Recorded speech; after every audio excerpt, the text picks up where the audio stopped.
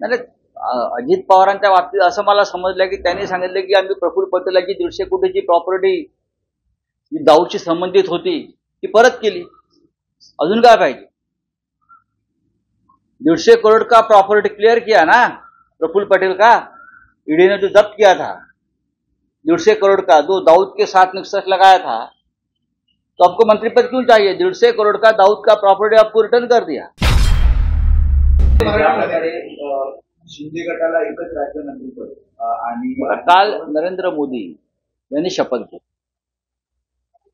हे मोदी सरकार नाही किंवा भाजपचं सरकार नाही। आतापर्यंत मोदींचं सरकार, मोदी तीसरी बार, मोदी गॅरंटी, मोदी है तो मुमकिन है, सब कुछ मोदी, काल ते चित्र नव्हतं। एक कॅबिनेट त्यांनी ओढून ताणून बनवलेलं आहे। 2 टिकू महत्वाचे आहेत, 2 बाबू, नितीश बाबू, चंद्रा बाबू। या टिकूंचा इतिहास सगळ्यांना माहिती आहे।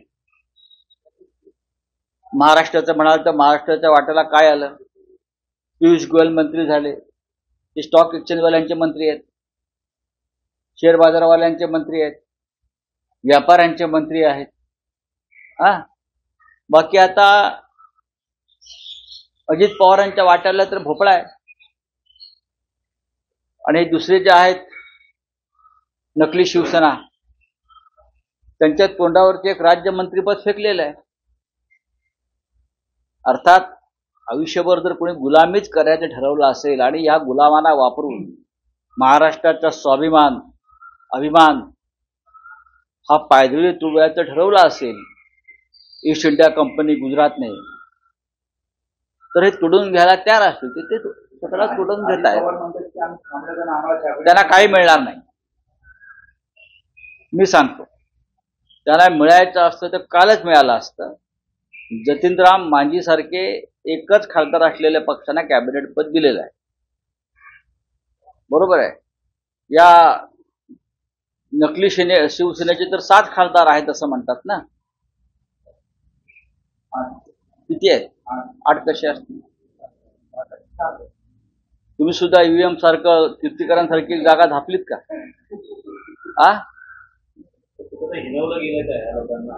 प्रश्न असा आहे की यांना त्यांची अवकात दाखवली। तुम्ही आमचे आश्रिता, तुम्ही आमचे गुलाम आहात। नाही अजित पवारांच्या बाबतीत असं मला समजलं की त्यांनी सांगितलं की आम्ही प्रफुल्ल पटेलाची 150 कोटीची प्रॉपर्टी जी दाऊदशी संबंधित होती ती परत केली। अजून काय पाहिजे?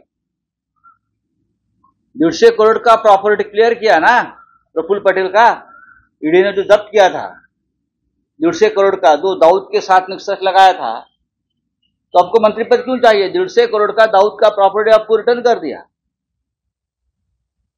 आपके सब केसेस पीछे ले लिए, इसलिए मंत्री पद नहीं मिला है। और ये शिंदे गुट का भी यही हाल है कि आपके नहीं तो ते त्याच्यावरती तेच बोलतो, हे जातात कुठे, त्यांना पाठिंबा द्यावाच लागेल, ते तुरुंगात जातील, तो वापस जेल जाना पड़ेगा, वापस प्रफुल्ल पटेल की प्रॉपर्टी जब्त हो जाएगी। पण काल हे सगळं होत असताना जम्मू काश्मीर मध्ये भयंकर असा अतिरेकी हल्ला झाला, आतंकवादी हल्ला झाला श्रद्धाळूंच्या बसवर आणि 10 जणांचा बळी गेला।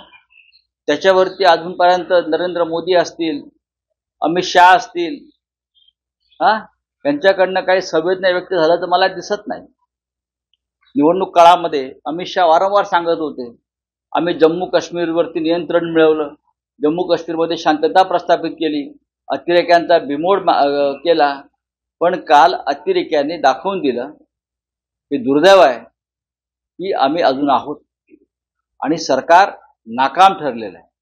आजही काश्मीरी पंडितांच्या घर वापसीबद्दल कोणी काहीच बोललेलं नाही। जतीनराम मांझी यांनी श्रीरामाचा एवढा घोर अपमान वारंवार केलेला आहे। आपल्याला माहित नसलेलं सांगतो, राम हे काल्पनिक पात्र होतं, राम हे काल्पनिक पात्र होतं आणि रावण रामापेक्षा श्रेष्ठ होता असं सांगणाऱ्या जतीनराम मांझी यांना मोदी सरकारमध्ये कॅबिनेट, आपलं भाजप इंडिया सरकारमध्ये कॅबिनेट मंत्रीपद दिलं। यापेक्षा कलियुगातला हा नवा अवतार काय असू शकतो या नरेंद्र मोदींचा? स्वतःला ते श्रीराम समजत होते, विष्णू समजत होते, भगवान समजत होते, पण श्रीरामाचा घोर अपमान करणारे जतीनराव मांझी, राम हे अस्तित्वातच नव्हते, राम हे काल्पनिक पात्र आहे आणि रावण हा रामापेक्षा श्रेष्ठ आहे असं सांगणारा जतीनराव मांझी यांना आता याच्यावर भाजपने बोलावं, यांना सरकारमध्ये कॅबिनेट मंत्रीपद देण्यात आलेलं आहे. याच्यावर रामभक्त भाजपनं याच्यावर आपलं मत व्यक्त केलं पाहिजे, मोदींनी मत व्यक्त केलं पाहिजे. ग्रहण लागल्यासारखं वातावरण असं तुम्ही म्हटलं, ग्रहण लागल्यासारखं कुठे उत्साह आहे लोकांमध्ये? शपथ घेतली, लोकांमध्ये उत्साह कुठे आहे? पाहिलं तर आपण लोकांनी थाळ्या बिळ्या काय वाजवल्या का? काय टाळ्या थाळ्या? हा, कुठे आहे उत्साह लोकांमध्ये? हे ओढून ताणून खेटून जबरदस्तीने आणलेलं सरकार आहे बरं का. हे बैलाला रेडकू झालाय अशा पद्धतीचं सरकार आहे. म्हणजे लोकांचा विश्वासच नाहीये या सरकारवर. हे कसं निर्माण झालं सरकार? भाजपला बहुमत नाही, मोदींचा मुखवटा फाटला, इकडून तिकडून बहुमत गोळा करून तुम्ही सरकार बनवलेलं आहे आणि लोक म्हणतात वाह वाह तीसरी बार मोदी सरकार. कौन सा मोदी सरकार भाई?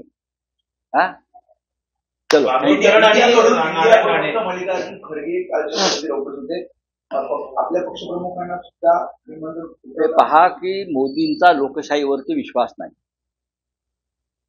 मोदींनी सातत्यानं त्यांच्या कारकिर्दीत लोकशाहीचा गळा घोटला.